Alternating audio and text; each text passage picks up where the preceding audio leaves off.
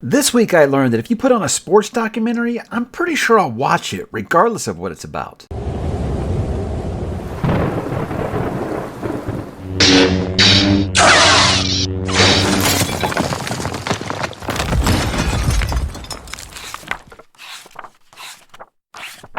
Hey, what's up, bookworms? Mike back with another weekly update. Hope everyone had a great Thanksgiving weekend. If you celebrate, if you don't, hey, well, I hope you enjoyed your weekend regardless. So, interesting week, guys. Was very busy with real life stuff, and we're going to get into that.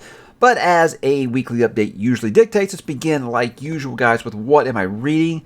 Look, didn't read a lot. I'm going to be honest with you here. Didn't read much. I was working from home this week. I had to work Monday, Tuesday, and Wednesday. Thursday was the holiday, and then, of course, Friday is when we prep all of our Christmas stuff. So I was really busy. So I'm afraid I don't have a bunch of new stuff to tell you guys. I'm still working on Ship of Destiny. I'd say I'm about 2/3 done at this point. Still got a ways to go because that's what Robin Hobb books do. But just, guys, when you're working from home and then the kids are here and stuff, you don't have a lot of time to read. And this is why when people ask me all the time, how much on average per day do you say you read? It's too many variables, guys. And those variables are 10 and 7 years old, and they really dictate how much I'm going to read at any given time. But this week I was just enjoying my family this week.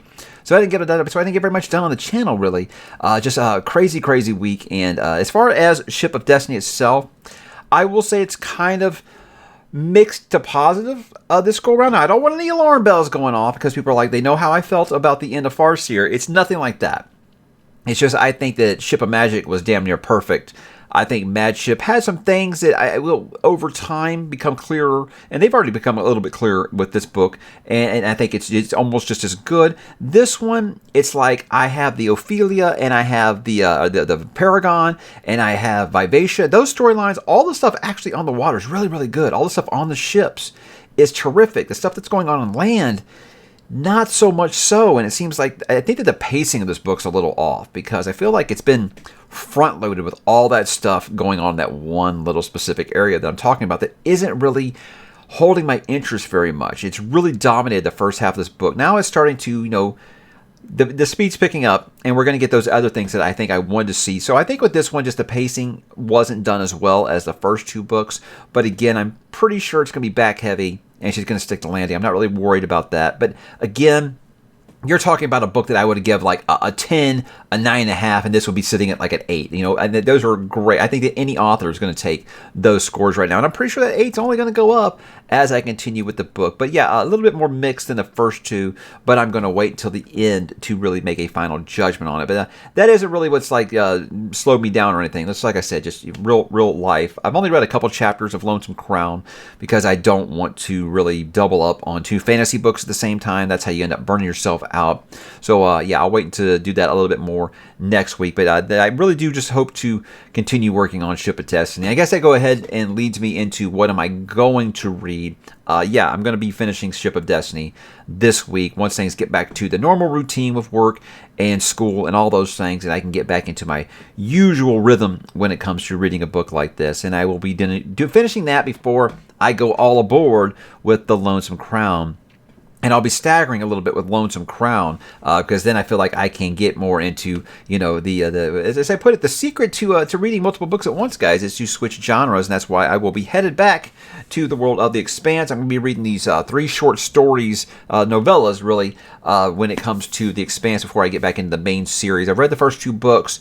With this, I'm going to read Butcher of Anderson Station, Gods of Risk, and Drive, I believe, are the 3 that I'm going to read before I get back into the main series with Abaddon's Gate. So that is really the plans right now. But that is just, there's some short stories that I missed before I read those first 2 books. I'll make sure I get those all in. Then the rest of the way, I'm going to read them all in timeline, chronological order, and that should be a lot of fun. So I think being able to stagger with science fiction, and of course with Mr. Durfee's brand new book, which comes out on Tuesday for everyone else, I think that that'll be the way to go for the early parts of December. So that's really kind of all I have planned right now. It might seem a little unusual. I know there is a new Sun Eater book coming out, and I will be doing that as well. Really, it's like I don't want to mix two books that dense at the same time, and I feel like Lonesome Crown.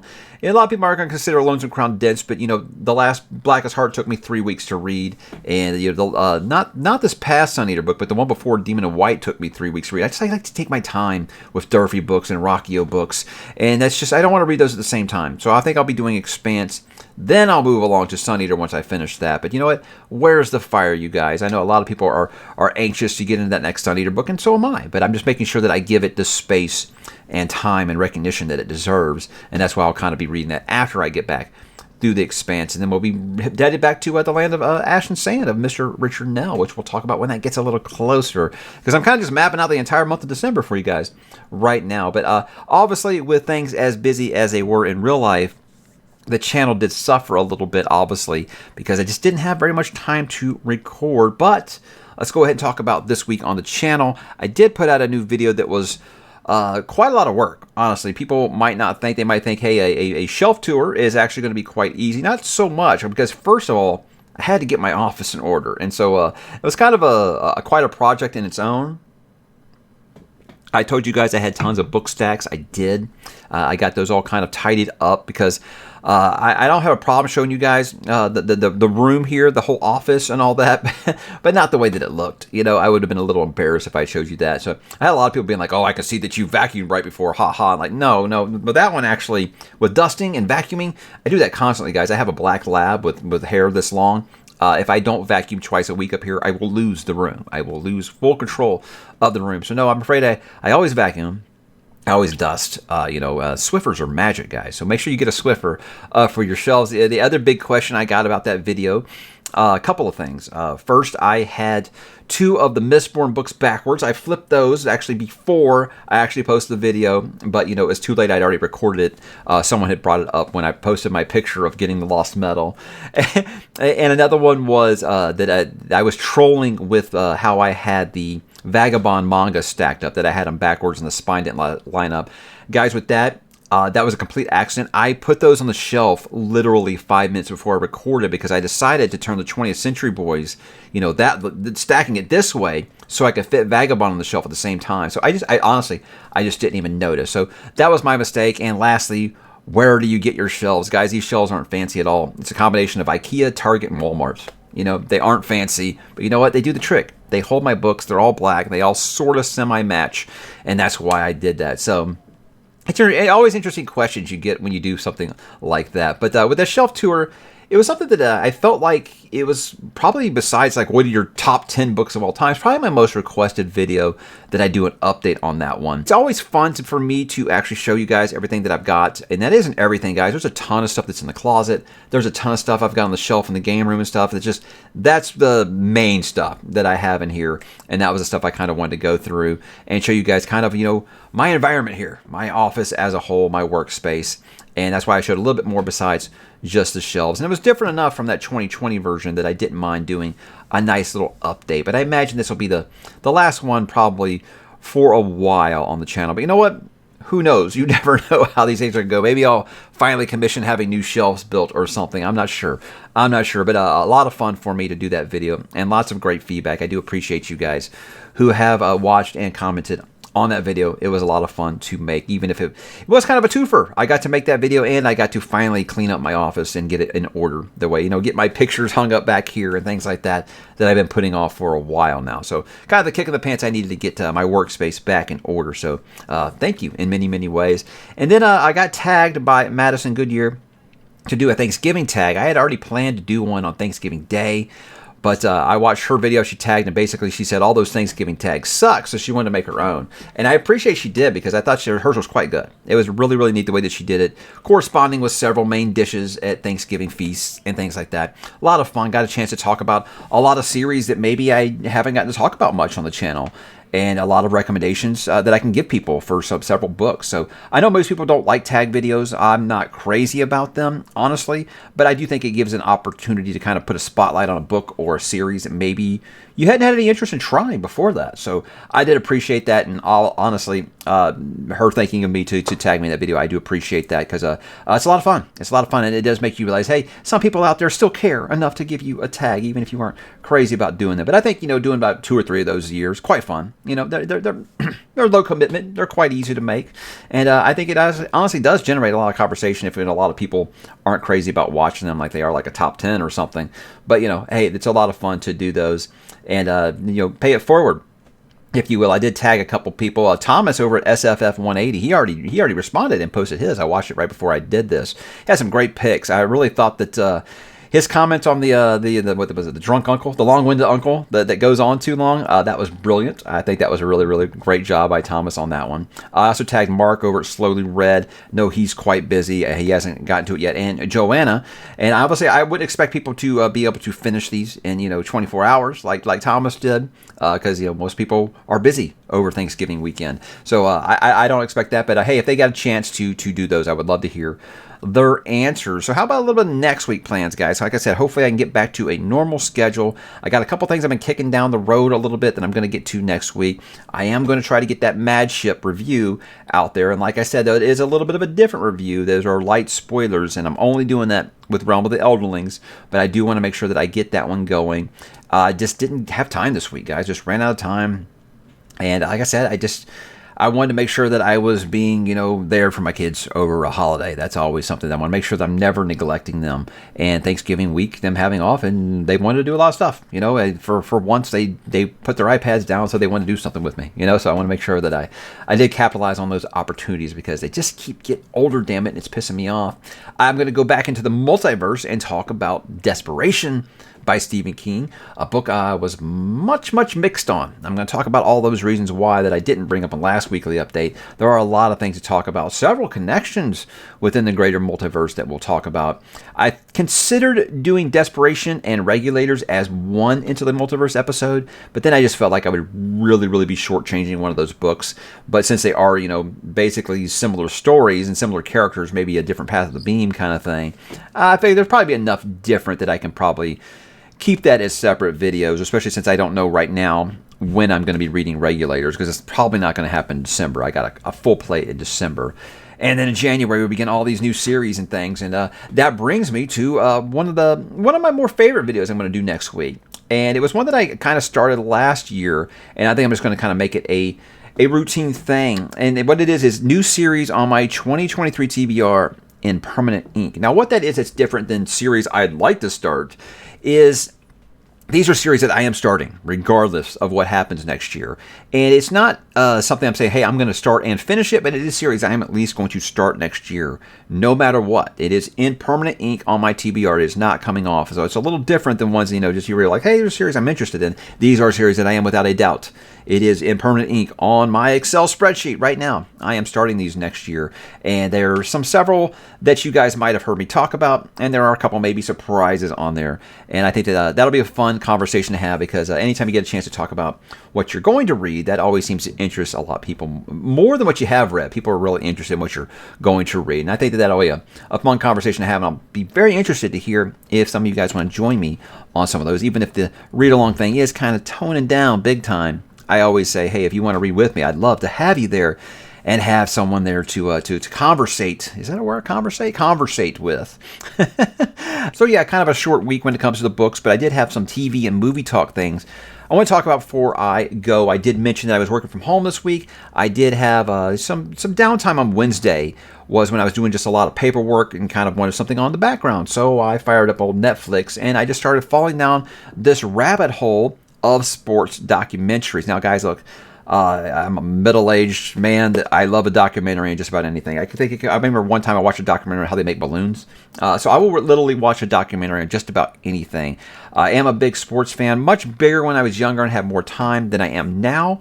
So I used to follow things like a lot closer than I do now. But I said, hey, I want to check out some of these sports documentaries I've been putting out for a while. And I said, I want to do one for baseball, I want to do one for basketball, and I want to do one for football, American football. Because, that's just the way that, it's a lot of fun to mix it up a little bit. So the first one I did, guys, was called Facing Nolan.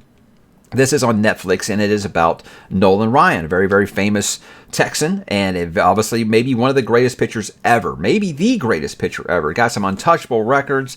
His single-season strikeout record, 383, that'll never be broken. His 5,714 strikeouts all time, that'll never be broken. 7 no-hitters, that'll never be broken. And it was a fun documentary to watch, and that's just kind of fun for me because I was just grateful to be alive while that man was pitching. He was like the Michael Jordan of baseball at the time, in that if he was pitching against your team, you went to that game and you watched, and you were kind of rooting for him to strike out 20 players on your team. He was just that special. Very, very good documentary, and just a unique man, because the fact that that's a young man's game. You don't see people pitching into their mid-40s and getting better.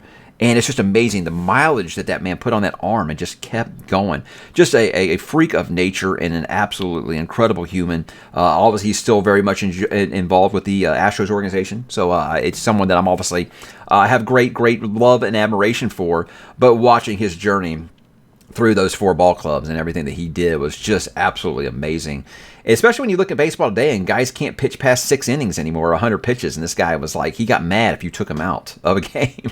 Even he didn't matter if he had like 140 pitches. It's amazing that guy's arm didn't fall off. It really, really is good. I highly recommend if you are a fan of the America's Pastime. Then there's this documentary series on Netflix called Untold.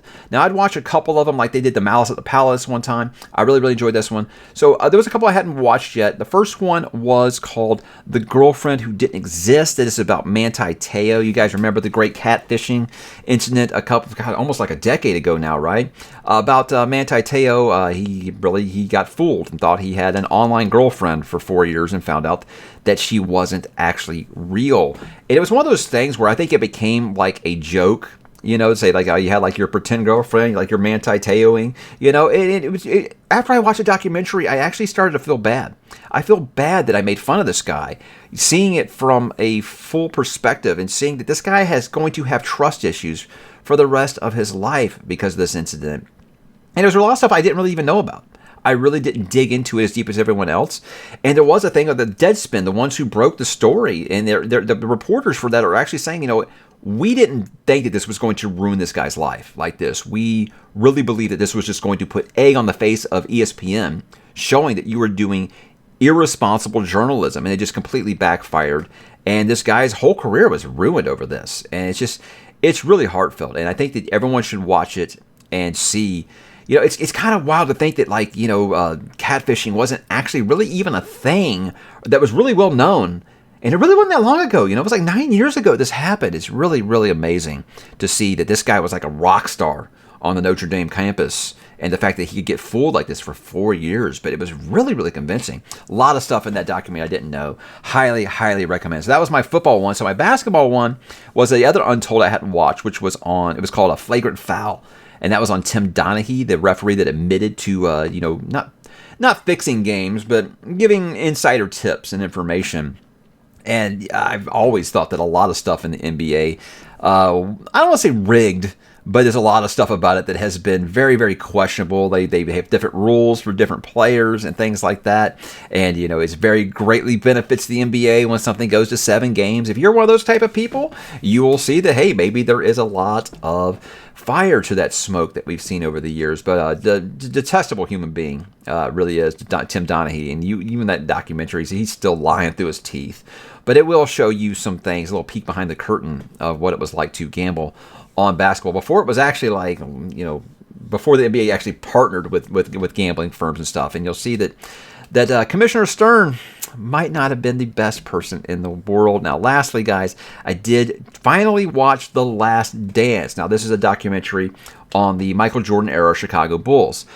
I didn't watch this when it came out. Now, look, I know I'm the last one, it seems like, to watch this. And I refused to watch it when it came out because if you guys know who Ken Burns is probably the best documentarian ever. He's made a ton of stuff for PBS. He's just like the gold standard when it comes to making a documentary. And he blasted this when it came out, because he said he felt like it was irresponsible journalism, that they weren't going to. It was basically a fluff piece. The Jordan Foundation, or his whole estate, had control over everything that was told in there. They had final cut over it. So he didn't believe it was going to show the warts and all. So I was like, I don't need a fluff piece. I love something that shows the darkest moments, for our superheroes. It makes them seem human. It makes them seem more relatable to us, right? And Michael Jordan was already like that. The guy wasn't human. The guy was a superhero, right? I mean, the only thing was missing was a cape with that guy. Now, I grew up in the era of Michael Jordan. I mean, you didn't watch basketball in the 80s and 90s like I did as a young man and not idolize Michael Jordan. I mean, he's probably the greatest player to ever play any sport ever, the greatest individual athlete of all time. So the fact that I didn't watch this documentary was kind of like, why didn't you just get over it? Why don't you just watch it and see what it is? Guys, I blew through that thing in about a day and a half. It was so good. It really was. So I know I'm late to the party, and I get all the memes now, but I took that personally and stuff. I get all those things now, but man, it was really, really good. And I felt like it did have some more. It probably didn't dig as deep into it, like, some of his marital issues. Obviously, the controversies about his gambling and his father's death probably would have been dug into a little more if this had been a third party making this documentary instead of ESPN giving him final cut over it. But it's amazingly well done. It really, really gives you a peek behind the curtains of everything that this guy was going through, and you realize. There's one part in the documentary where he says, like, everybody says they'd like to be Michael Jordan for 24 hours and realize that it's not fun. And you see that this guy was basically like the Beatles and that he never had a minute off. There's times where he's basically hiding in a hotel room because he can't go down and grab a pizza real fast, especially not in Utah, if you know what I mean. But he can't even, go down to the bookstore and get a book without, it becoming work. And that's the price of success, I think, especially when you were on a global level like Michael Jordan was. But regardless of if you were into that, that era of NBA basketball, I think that documentary will completely grab you. Highly bingeable. At first, I was like, 10 episodes is too much. And then I was like, man, I wish I had at least a couple more. And I think it was just frustrating as a sports fan to see that management for that team was trying to rebuild while they were in the middle of a dynasty. It's just incredibly frustrating to see a team that special. And that's the thing with me, guys, is I know a lot of people are like, I wanted to see them lose and stuff. I've never been the type that hates the greatest players in our sports. I didn't hate Jordan. I don't hate Tom Brady. I never hated LeBron, any of that stuff. I've never been one of those people who hates the best players in our sports. I like those players are special, and we need to make sure that we're appreciating the moment. So that's why I have no problems when there are dynasties and really just true greatness in sports, because it's just amazing to watch. And you can look back and say, you know what? I got to experience that. So here I am talking about Nolan Ryan and Michael Jordan, maybe two of the greatest athletes ever in their sports. And these documentaries are incredibly well done. So I know that probably not is the kind of the content that you guys tune into this channel to hear me talk about, but I want to talk about these. I did watch Black Adam. Didn't watch Black Adam with my kids. It was fun. It's fun, guys. If you like to see The Rock punching things and things exploding, yeah, I think you'll enjoy it. It is what it is. With me, I've got crazy superhero movie exhaustion. I went into how I don't really trust Warner Brothers. But one thing I'll say about that movie is I like that they are finally like embracing things, just fully unabashed comic book loving. And what I mean by that is, like, you look at like the costumes for like Hawkman and Black Adam and that, and they're right on, spot on with the comic book character. And a while back, they wouldn't do that. They were afraid to use Martian Manhunter because they thought it looked too ridiculous, So I mean, hopefully that means they're growing. James Gunn's taking over, but with Black Adam, I know there was a lot of people that were saying, "Oh yeah, this is the worst superhero we've ever seen." It was fine, guys. I think you'll enjoy it. My kid loved it. Again, if you want to see The Rock blowing things up, they go have fun. Does it reinvent the wheel? No. It's just like every other superhero movie that's out right now. And nothing different, nothing less. But guys, yeah, I would recommend watching it. It's definitely worth your time. So that was my week. Like I said, a little less books, a little more TV than I expected. But, hey, these are things that happen from time to time. You do get busy, and, you do fall into the idiot box once in a while. Those things happen to me as well, guys. So that was my week. What was you guys' week like? Did you have a great Thanksgiving? Make sure you drop in the comments. Let me know what you're watching, reading, listening to, and playing. And I will talk to you there. Have a great weekend.